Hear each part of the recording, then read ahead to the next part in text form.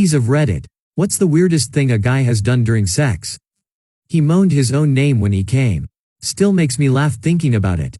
When I got on top he said, "Welcome aboard."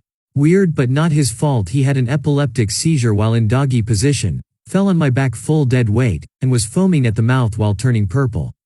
I was literally trapped under him for the longest minute of my life, and when I finally got up I called 911. He finally came to after 5 minutes or so and had no idea what happened, had bit a chunk of his tongue off and was mad I called the ambulance.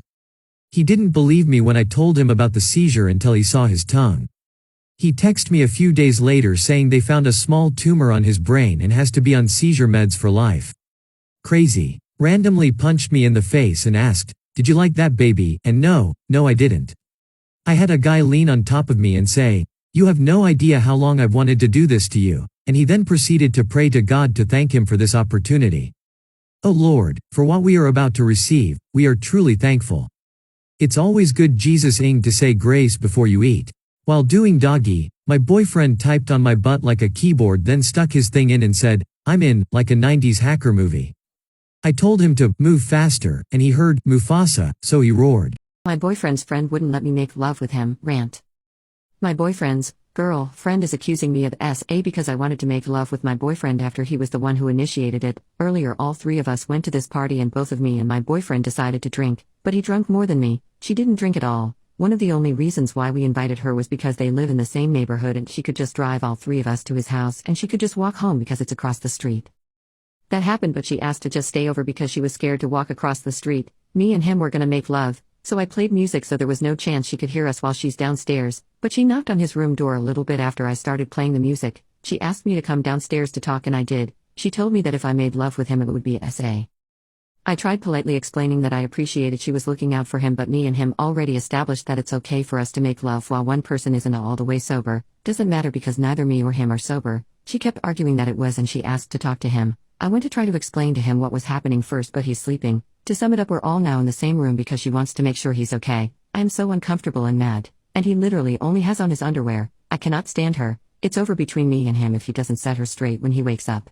My boyfriend's friend wouldn't let me make love with him. Update: this is an update about the post how I was ranting about my boyfriend's friend. When he woke up he was very confused on why she was in his room and why he wasn't fully clothed. We both tried explaining to him what happened at the same time and things got a little bit heated, but he remembered what happened pretty quickly and I just let them talk about it because I noticed he seemed annoyed at her. They basically started arguing after he said that he didn't want to be friends anymore if she was gonna disrespect our relationship. He told her to leave and she still stood there arguing with him. Then she decided she would leave because I said I was gonna force her out if she didn't. I'm so happy with what happened even though I didn't be as rude as I wanted to be because she still looked like she was about to cry. I actually did think a lot that he would side with her. That all was a lot more calmer than what I described and what I pictured.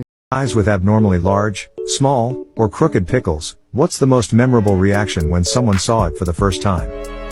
I worked with a guy that had a crooked pickle. He went to a few doctors and found one that said he can do some kind of procedure to help straighten it. He had pics of his crooked pickle that he brought in to show his supervisor so he could have time off for the procedure and recovery. One of the other guys in the office asked him if he ever tried holding his ears, nose and mouth and blowing it out, hoping it straightens it out. Rolling eyes face, thoughtful face. She actually just got up, laughed, and left my room. Emotional damage. I'm average size. When I was first talking to my wife, I would joke that she would get my 1.5 inches of full love.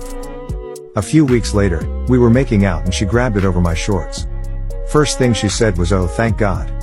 Guess she took my joke seriously. I was once told, "Oh, okay, that's not intimidating at all. It's very approachable." I think that I genuinely hate my daughter. I was married to a very abusive man when I was very young. He held me prisoner in my own home and abused me on a daily basis. One day he just up and left with another woman. It was like something answered my prayers. It was the first time in 15 years that I saw the outside of my home. I had 3 children with him. My sons were old enough to remember the abuse, but my daughter was only a couple of years old. We tried to shield her as much as we could from the truth, but she knew that he was abusive, maybe not all the details. He contacted us 20 years later when he was terminally ill and wanted to see his children. My sons refused, but my daughter went to see him. Her brothers were very distraught by it, but I told him to let her be. He died 6 months later.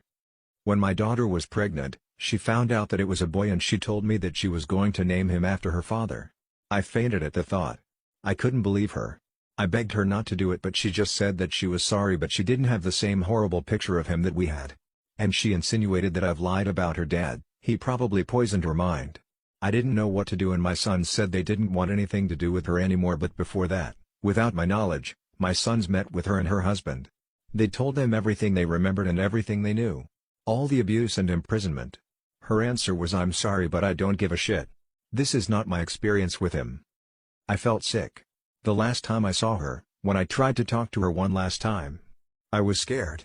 I saw him looking back at me through her eyes, and I was that 18-year-old prisoner. I knew I hated her there and then. She has given birth now, and she texted me a picture of her and her son. I deleted it before even seeing it. She has called and texted multiple times. Now she's saying I have turned her brothers against her. I did no such thing, of course, but I'm partially the reason why they don't speak to her. Why don't I feel more guilt or horror that I hate my own child? I never thought it's possible, and I've not admitted it to anyone because I'm disgusted with myself. Life sucks. I walked in on my girlfriend of nearly 5 years and her ex in my bed. Since I caught them together on Saturday, I kicked her out of my house and told her we were done. She's now staying at her sister's place. I have literally 43 voice messages in my inbox, dozens of emails and texts, but I just don't feel like replying. She's already dead to me, so why should I care about what she has to say? Nothing she says will make up for the betrayal. I've got my house key back from her, but I'll probably end up changing my locks anyways at some point. I've talked to her mom over the phone and explained to her what I walked in on and saw. All she did was apologize over and over again for her daughter's actions and semi-begged me to forgive her. I have quite a strict life plan that I drafted up at 16 and have been following very closely ever since. Everything until now has gone pretty much exactly according to this plan I wrote out. I thought this was the girl I'd marry and have my children with. I know that I'm still young and there are plenty more good girls out there, but I almost don't have the energy to bother starting over. As ridiculous as it might seem, I'm just disappointed that she chose this fucking loser to be the thing to end our otherwise great relationship.